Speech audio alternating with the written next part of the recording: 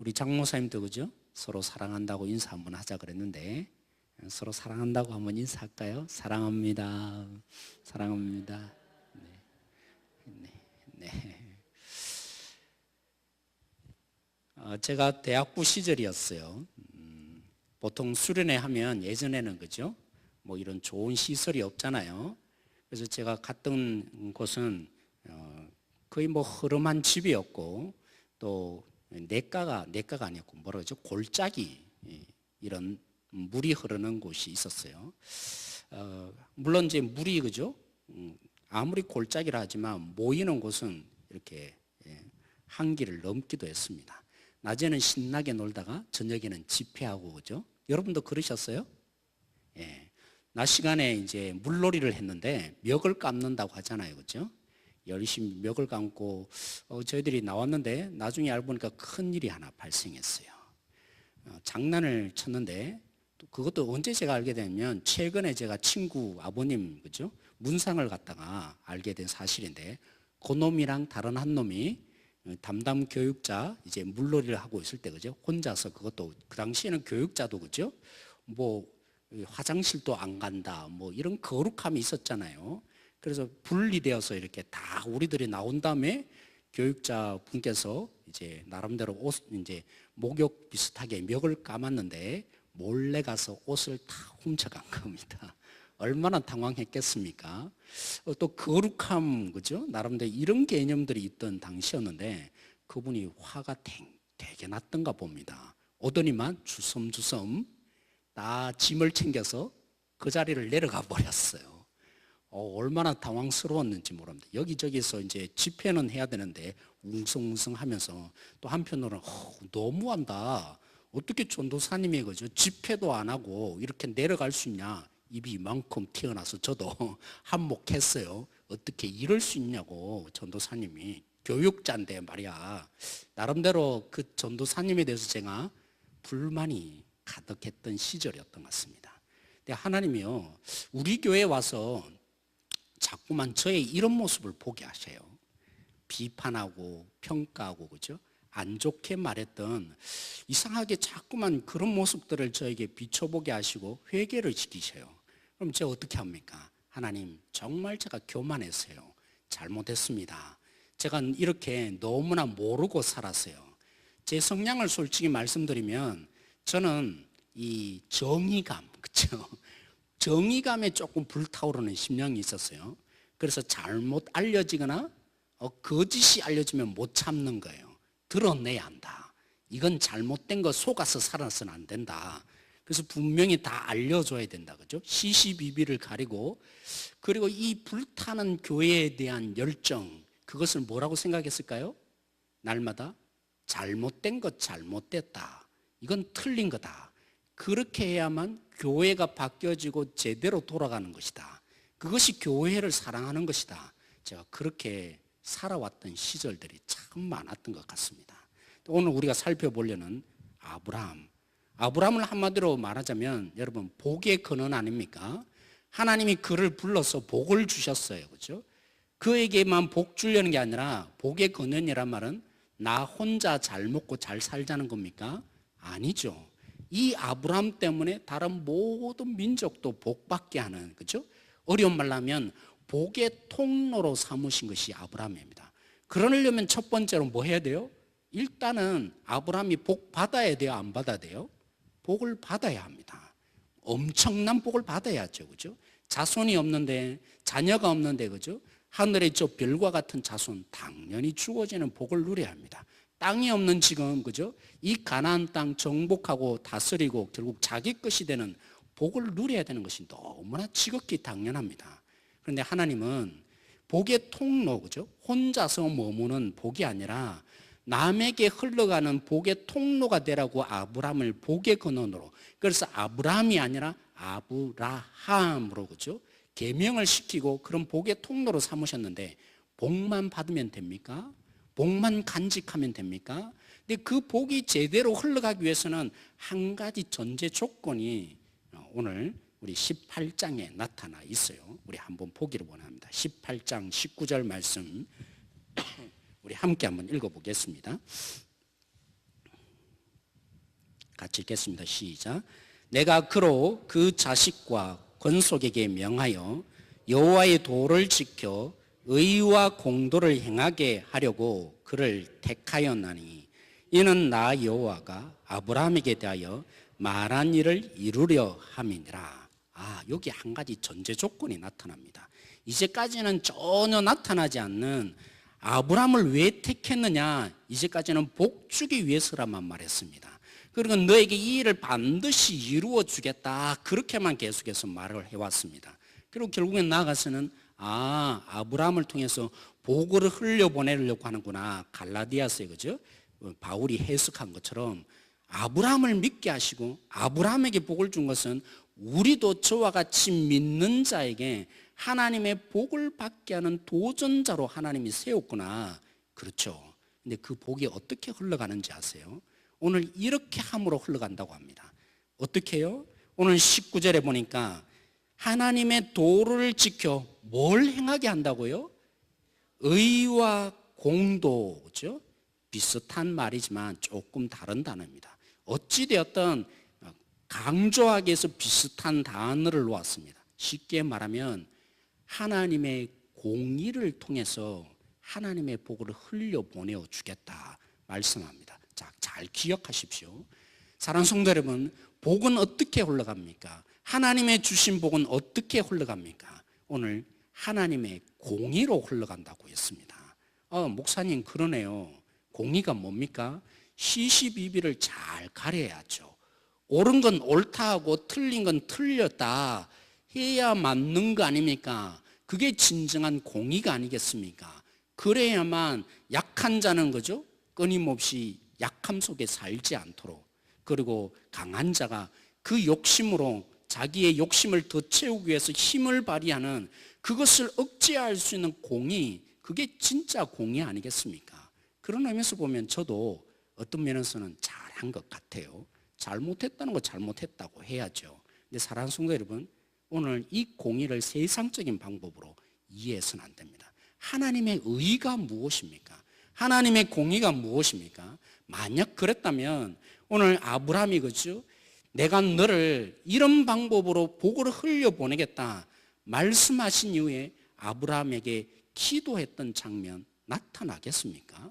아브라함이 그죠? 7번에 걸쳐서 기도하고 기도합니다. 물론 첫 번째는 참 여러분 이 하나님의 입장에서 여러분이 조금 생각해 봐야 되는데, 우리는 우리의 입장이다 보니까 아브라함이 당연한 요구를 하고 있는 것처럼 보이지만 하나님이 이러면 안 됩니다. 어떻게 하나님이 멸하시는데 뭐라고요? 악한 자도 있고 의인도 있는 그 성을 멸한다면 하나님은 불의하신 거 아닙니까? 이렇게 하나님께 그죠? 의문을 제기합니다. 공의를 행하라고 하나님께 나름대로 제안을 하고 있는 모습이 오늘 이 앞 본문에 나타납니다. 그렇죠? 그러나 사랑하는 성도 여러분, 이 아브라함의 기도를 묵상하고 또 묵상하고 또 묵상해 보십시오. 만약 칼날처럼 그렇죠?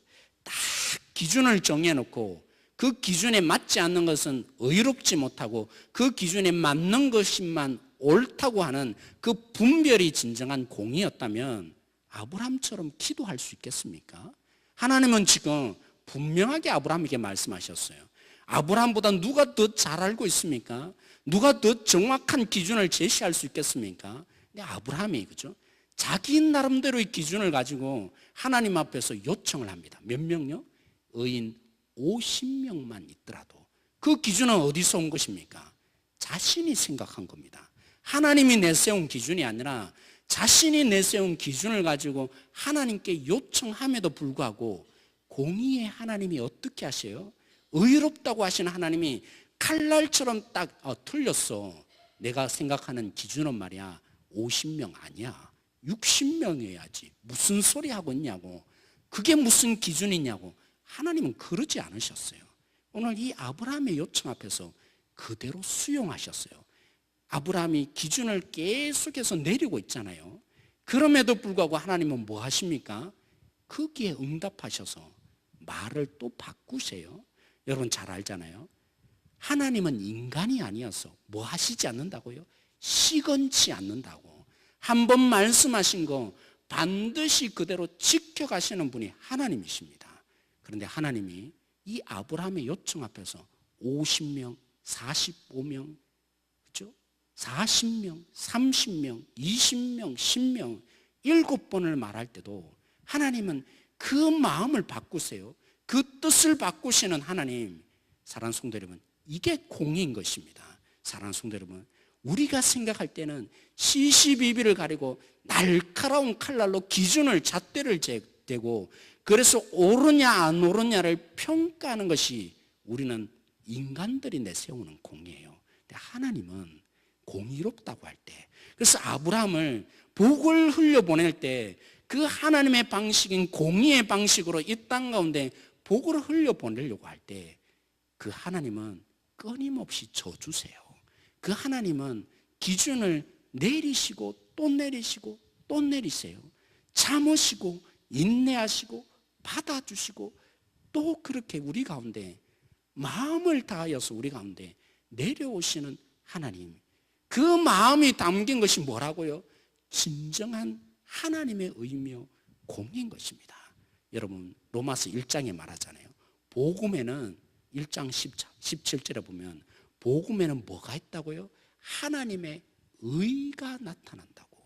복음의 가장 큰 특징 중에 하나는 하나님의 의가 나타난다고요. 그죠? 사랑하는 성도 여러분, 우리가 믿는 기쁜 소식이라고 하는 복음 속에는 하나님의 그 어떤 속성들보다도 하나님의 의가 나타난다고 말합니다. 오늘 아브라함에게 말씀하셨던 것처럼 내가 너에게 이 공의로 이 복을 흘려보내는 통로로 삼겠다. 그와 똑같습니다. 하나님의 의가 무엇입니까? 그렇죠? 이제까지 하나님이 그 의라고 하실 때 인생이 하나님 앞에서 한 일이 뭐가 있습니까? 하나님을 배신하고 이스라엘 백성들이 끊임없이 하나님을 사랑한다고만 말했지 조금만 상황이 나아지면 또 배신하고 자기 갈 길로 가고 자기 뜻대로만 살든 하나님을 욕먹이만 살든 그러함에도 불구하고 그렇죠? 하나님이 약속하신 거 내가 너희의 하나님 노릇해 줄게. 끝까지 지키고 돌보고 책임져 줄게. 그래서 그 하나님께서 뭐 하셨어요? 십자가의 아들을 내어놓기까지 전혀 자격이 없는 우리를 위해서 이 인생을 위해서 하나님이 모든 것 내려놓으시고 끝까지 하나님 노릇해 주시겠다고 아들조차 죽이시는 이 신실한 이게 의라고 이러한 것이 하나님의 진정한 공의라고 하나님이 선포하신 것입니다. 그것을 우리가 믿고 있는 거 아닙니까? 그렇죠? 사랑하는 성도 여러분, 오늘 우리가 이 하나님의 통로 되어지기를 원합니다. 그래서 우리도 아브라함처럼 믿는 자로서 무한한 하나님의 복을 받았는데 어떤 방식으로요? 공의의 방식으로요. 세상이 말하는 것처럼 이것이 옳으냐 그러냐 비교하고 평가하고 대조하는 방식이 아니라 하나님이 품으셨던 그 마음, 그럼에도 불구하고 자신을 내려놓으시고 그럼에도 불구하고 끝까지 아버지 노릇해 주고자 자신을 버리시고 기준을 낮출 대로 낮추시는 하나님, 이 마음이 품어져서 한 영혼 한 영혼을 붙들어 줄 수 있는 그러한 자 되어질 때 우리도 아브라함처럼 우리를 통해서 은혜가 맛보아질 것입니다. 오늘 우리를 통해서 우리 한 사람 한 사람들이 복이 흘러가는 것을 목격하고 살게 될 것입니다. 오늘 사랑하는 성도 여러분, 그럼에도 불구하고 오늘 우리가 읽은 이 본문에 아니 하나님이 그 마음을 품고 있는데 왜 소돔성이 멸하여집니까? 왜 소돔성을 하나님이 안 되겠다, 내가 멸하여야겠다, 이러한 일들이 왜 벌어지고 있는 것입니까? 그래서 오늘 이 소돔성의 상황을 우리가 잠시 한번 살펴보고 함께 기도해야 될 것 같아요. 사랑하는 성도 여러분, 지금 천사들이 그죠? 물론 천사라고 하지만 대낮에 그죠? 아브라함의 대접을 받았어요.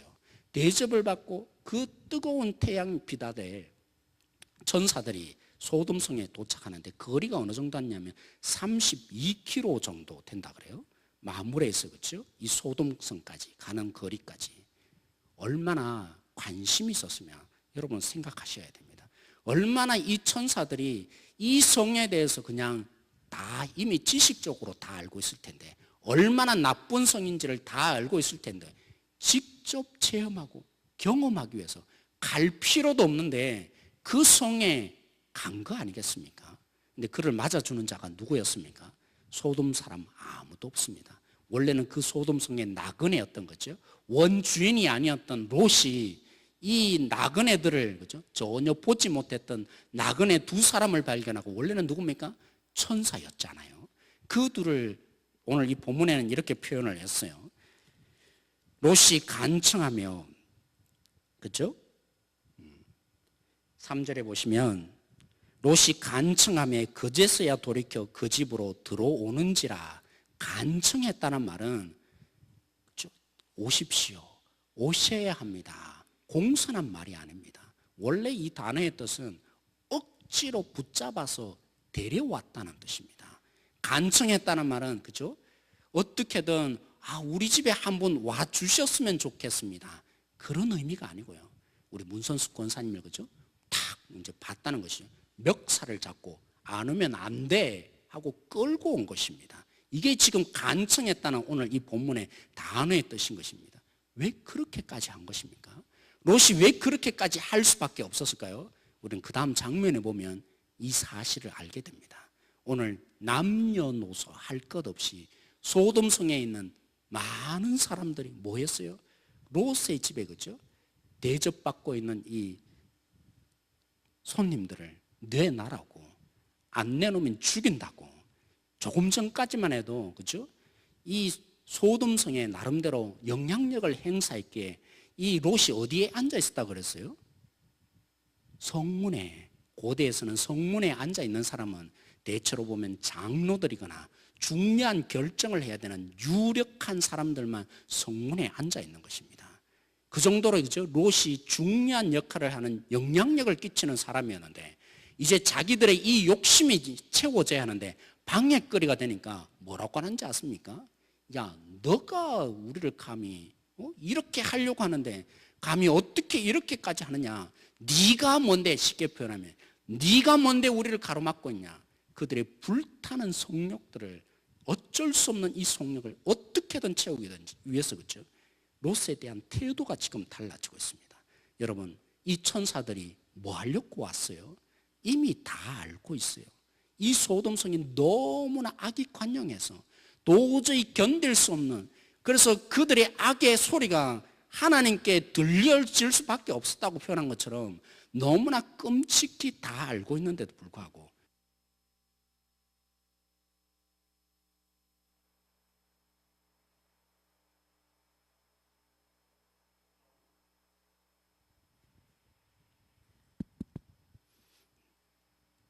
이들의 악이 무엇인지를 실제로 체험하기 위해서, 알기 위해서 이 천사들이 왔는데, 오늘 뭐라고 말하고 있어요? 이 천사들을 뭐 하려고 한다고요? 상관하리라. 똑같은 단어예요. 얼마나 놀랍습니까? 천사들은 지금 그저 지식적으로 아는 이들의 악이 아니라 와서 경험하면서 어떻게든 그 마음속에 뚜렷하게 마음에 담고자, 그냥 저놈들 나쁜 놈이네, 그래서 가만두지 않겠다, 이러기 위해서 여기 온 거 아니다, 그렇죠? 오직 경험해서, 체험해서, 그렇게 해서 그들의 악을 알기 위해서 왔는데, 이들은 지금 뭐 하고 있습니까? 상관하리라, 내어놓아라, 전 남자들과 우리가 상관하리라. 그들의 알미 나타나요. 뭐 하기 위해서요? 성적인 자기들의 이 충동감을 채우기 위해서. 얼마나 악해진 것입니까? 오늘, 그죠? 마지막 제안을 합니다. 최후의 보류의 제안을 롯이 하잖아요. 내 두 딸을 내어줄 테니까 이들을 건들지 말라고. 참 어처구니 없는 제안처럼 보이지만 고대 근동의 상황을 여러분이 조금 이해해야 돼요. 그들의 대부분의, 그죠? 악 중에 하나는, 하지 말아야 될 악 중에 하나는 손님들을 그냥 내버려 두는 것입니다. 그래서 손님들을 잘 대접해야 되는 것이죠. 그래서 한편으로는 왜 이 제안을 했겠습니까? 정말 두 딸을, 그죠? 욕보이라고 한 제안이었겠습니까? 돌이키라고. 너희들 그럴 수 없다고. 우리가 어떤 사람으로 살아야 되냐? 개만도 못하는 행동을 해서는 되지 않지 않느냐? 그래서 그들을, 그죠? 손님을 대접해야 되는 우리가 어떻게 이럴 수 있느냐? 그런데도 그들은 상관하지 않습니다. 상식적인 수준을 뛰어넘어서 어떻게든 자신들의 이 욕망과 야욕을 채우기 위해서는 남들이 어떻게 되든 상관하지 않고 결국에는 취하기 위한 이 악이 발동하는 소돔성이 된 것이죠. 그래서 하나님이 견딜 수 없는 상황이 되어서 그렇죠? 공의의 하나님이시지만 참고 인내하시고 또 받아주고 기준을 낮추는 하나님이지만 내버려 두면 됩니까? 안 되는 것이죠. 그래서 오늘 여기에 결국에는 이 천사들이 선포하는 겁니다. 이 성을 멸하여야 하리라 말씀하실 수밖에 없었던 것이죠. 사랑하는 성도들, 물론 우리는 이 소돔 사람들과 같은 세상에 살지 않습니다. 특별히 우리 교회 속에서 그렇죠? 이런 악을 경험하고 살지는 않습니다. 그러나 우리 자신을 보십시오. 죄인의 모습은 항상 그래요. 오늘 이 소돔섬 사람들처럼 뭐만 생각합니까? 오로지 나만 생각합니다. 내가 잘 되면 되는 것입니다. 오직 내가 중요한 것입니다. 아담이 범죄한 후에 인간의 이 심성 속에 끊임없이 자리 잡는 것은 내가 중요한 것입니다. 내가 잘 되는 것이고 그러면 만사 오케이가 되는 것입니다.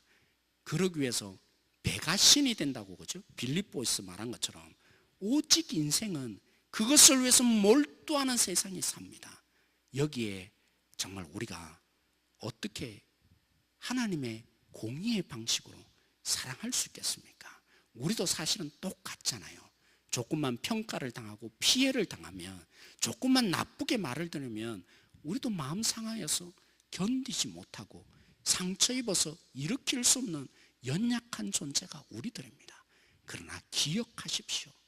오늘 우리에게 예수님이 어떻게 낮아지셔서 우리를 하나님의 자녀로 삼으시고 우리 가운데 하나님의 사람으로 삼기 위해서 우리를 생명의 사람으로 바꾸어 놓으셨는지, 우리는요, 우리만 보면 아무것도 할 수 없고 여전히 우리도 우리만 집착할 수밖에 없는 존재이지만 우리 속에 누가 계십니까?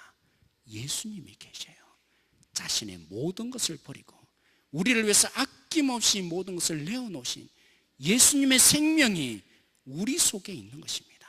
그 주님을 붙드시고, 그죠? 우리가 오늘도 아브라함처럼 공의를 행하는 자, 시시비비를 따지는 자가 아니라, 하나님 그렇죠, 저들을 불쌍히 여기십시오, 저들을 멸하여 줘서는 안 됩니다, 하나님의 긍휼을 품고, 그러기 위해서 오늘 또 우리가 기도의 이 자리 지키는 거 아니겠습니까?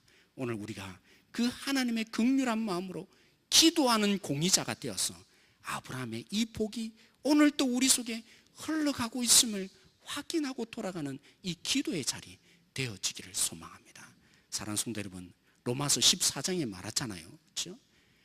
우리 모두가 나를 위해서 사는 자가 아니라 예수님의 생명이 있다면 누구를 위해서 산다고요?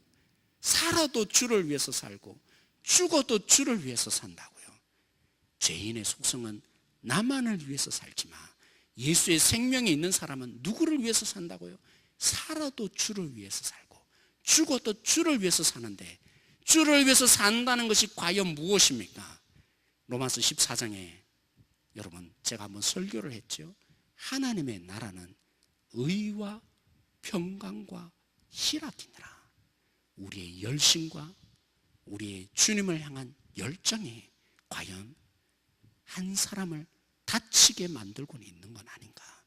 그 사람에게 주님을 진실로 만나게 하지 못하고 하나님의 긍휼을 부어지게 하지 못하게 한다면 사실은, 그렇죠, 주를 위해서 사실은 사는 게 아닌 것이죠. 세상이 말하는 공의와 열정에 속아 있는 것입니다. 오늘도 우리의 마음속에 주님의 이 마음이 부어져서 한 영혼을 향해서 안타까이 여기는 마음, 죽어있는 저 영혼을 하나님 긍휼히 해달라고, 잃어버린 아들이 되지 말게 해달라고 우리의 교회 속에 그 주님의 긍휼이 부어지기를, 그래서 우리 한 사람 한 사람이 이제 하나님의 은혜의 통로 되어지는 아브라함의 후손들, 진정한 믿음의 한 사람 한 사람 되어질 수 있도록 우리가 간절하게 이 시간 기도하는 한 사람 한 사람 되어지기를 소망합니다. 오늘 그 마음으로 우리 함께 주님을 함께 고백하며 이 시간 주님 앞에 나가길 원합니다. 하나님, 그렇죠, 우리 자신은 결코 우리의 이 욕심 속에, 우리에 대한 이 관심을 벗어날 수 없는 아담의 후손입니다. 그러하게 주님께 나아갑니다. 주님, 우리 가운데 역사하여 주십시오. 정말 연약한 자지만 사랑한다고 주님께 고백할 때 주님의 심령을 만지는 자 오늘 이 시간 되게 하셔서 긍휼의 마음으로 우리 오늘 이 시간 기도하게 만들어 주십시오. 우리 간절한 마음으로 함께 찬양하며 고백하며 기도하는 시간 되어지기를 원합니다. 보혈을 지나